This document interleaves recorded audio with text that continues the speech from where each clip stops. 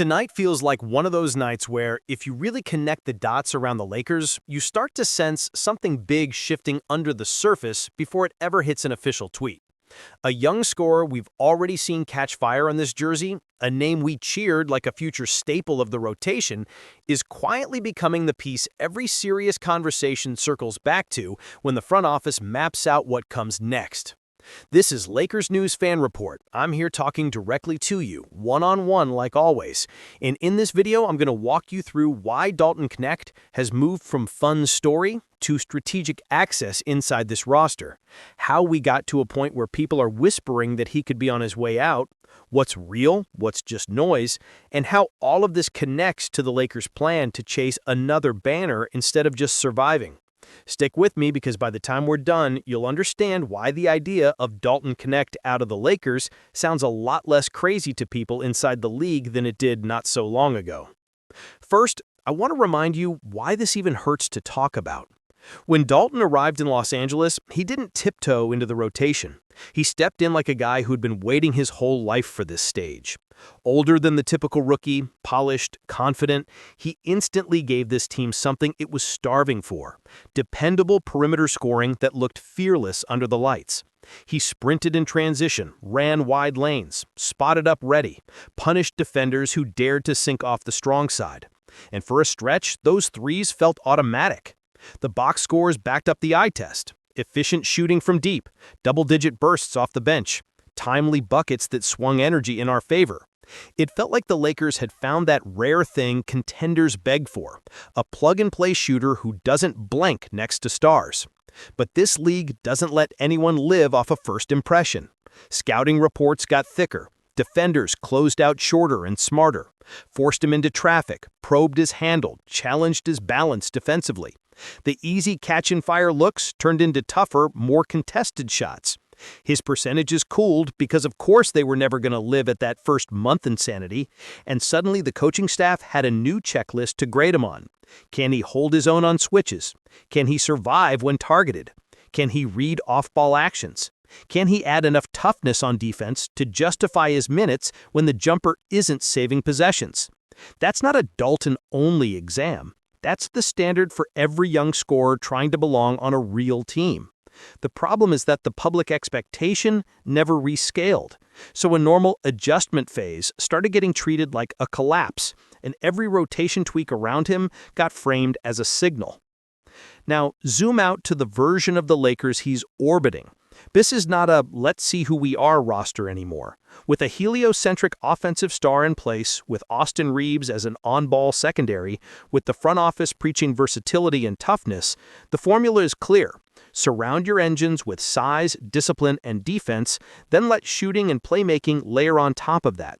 The emphasis has shifted toward long guards and wings who can guard up, switch actions, tag rollers, rotate on time, and do all of that without hijacking the offense. In that environment, there's less room for players whose primary pitch is, I get hot and score, especially if they're still learning the other side at playoff speed. Role players on this timeline can't just be entertaining.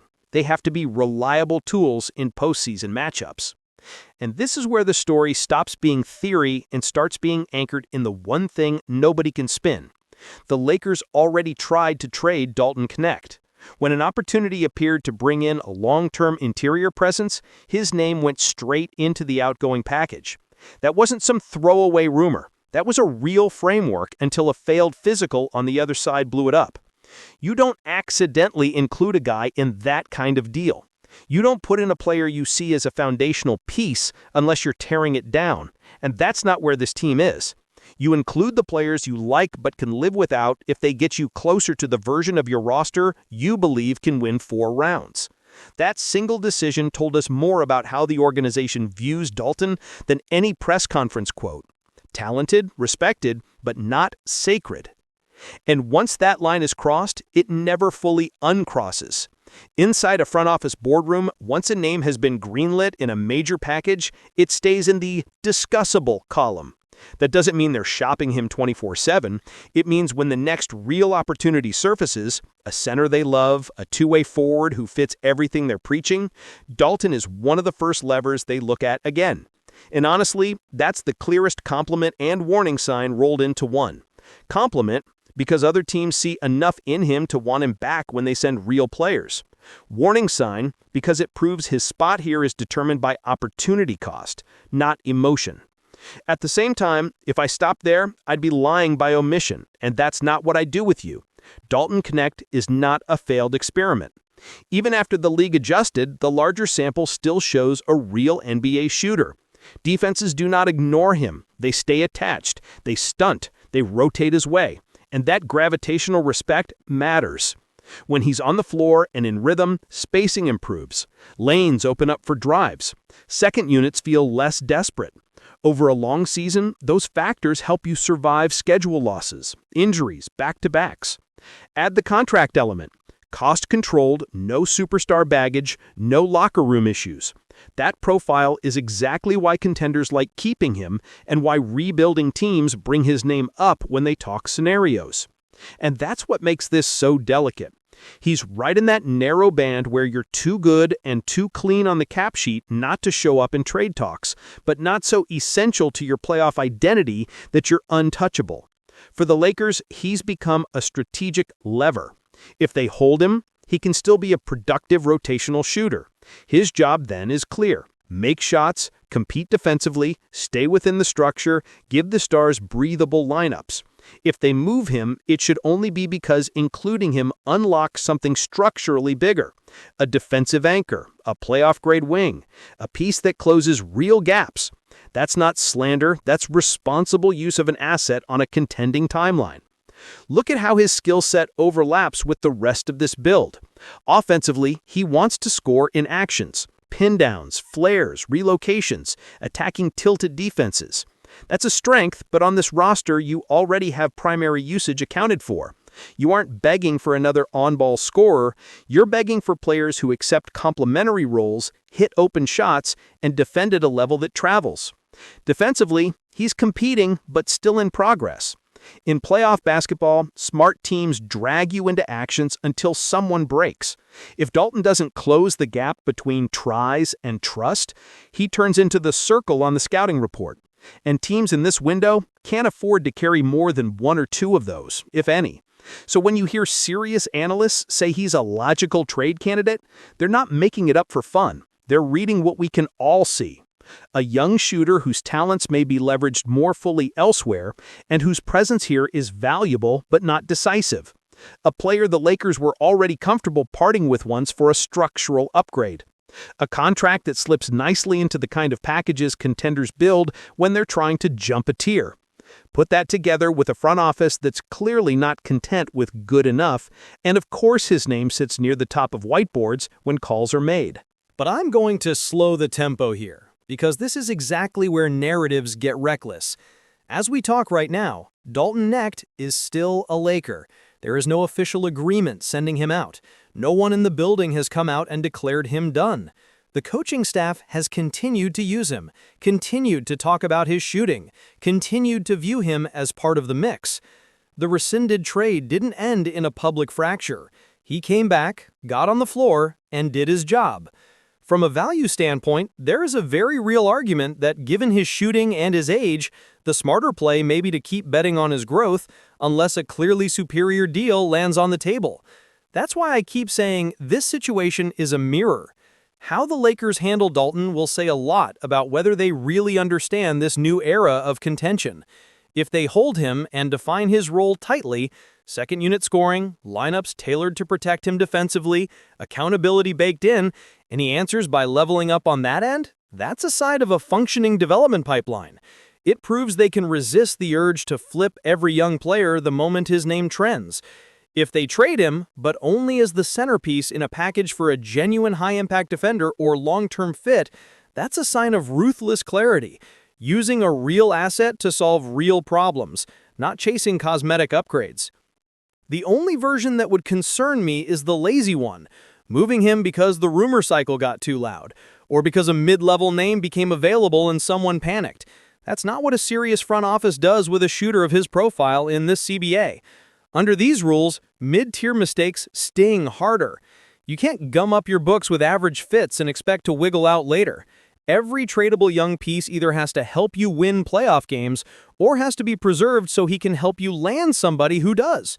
Letting Dalton's value sit in limbo, neither maximized on the floor nor cashed in smartly, would be the real misstep. On the floor, the fork in the road is brutally simple.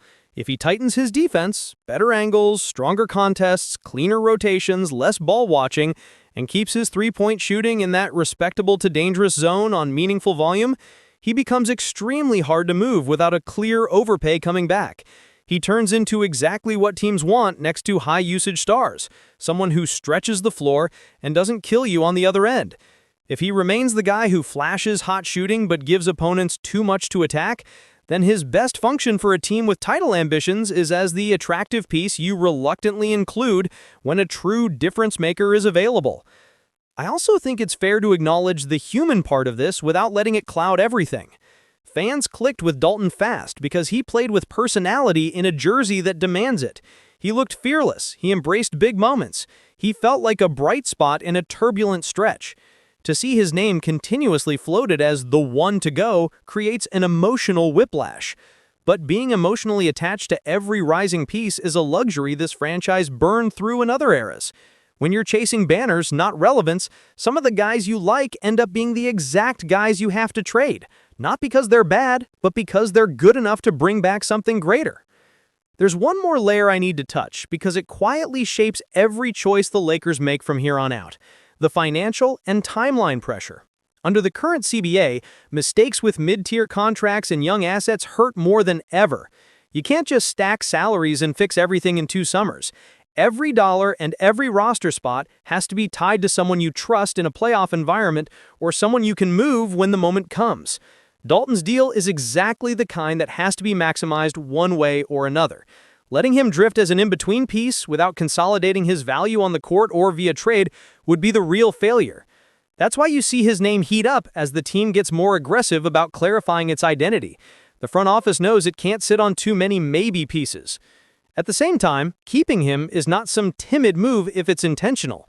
If over the next stretch he shows improved discipline defensively, proves he can be trusted in the game plan, and stabilizes as a 38 to 40% threat from deep on real volume, then the Lakers holding him becomes a competitive advantage, a cost-controlled shooter in a league where spacing is taxed at a premium.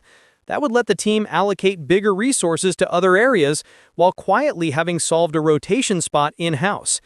In that scenario, all these rumors age differently. Instead of being the prologue to his exit, they become the reminder of how close he was to being moved before earning his place. And for a franchise trying to prove it can both develop and contend, that would be a powerful statement too. So here's my bottom line for you, said in the most direct way I can. As of today, Dalton Knecht is a Laker. There is no finalized deal sending him out. But when I look at the pattern, his initial explosion, the correction, the roster strategic shift, the rescinded trade that already treated him as a major chip, his appealing contract, and the front office's clearly stated priorities, I see a player living right on the edge between staying as a valuable role piece and being the first name circled if the right opportunity comes across Rob Pelinka's desk. Dalton Knecht out of the Lakers is not a lie and not a done deal. It's a live possibility that depends entirely on whether someone offers a return that genuinely moves this team closer to a title, and whether Dalton's own evolution forces the Lakers to think twice before ever signing off. Now, I want your opinion, because this fan base doesn't run from hard questions. If you're in that room and another team calls with a serious offer, a real rim protector, an elite defensive wing, a player you trust to close playoff games, and the conversation starts with Dalton Knecht, what do? Do you cash in now while his value is strong and your needs are clear? Or do you hold, trust his growth, and dare the market to come with something bigger? Drop your thoughts in the comments so we can read this situation together through the lens of fans who care about banners more than jerseys. If you're into this level of detail instead of empty rumor hype, make sure you're subscribed to Lakers News Fan Report, turn on your notifications, hit like, and share this video with that friend who flips out at every trade post without understanding what's actually at stake. Here you'll always get fast updates, grounded speculation, and real analysis on every move, every rumor, and every hint that shapes the future of our Lakers.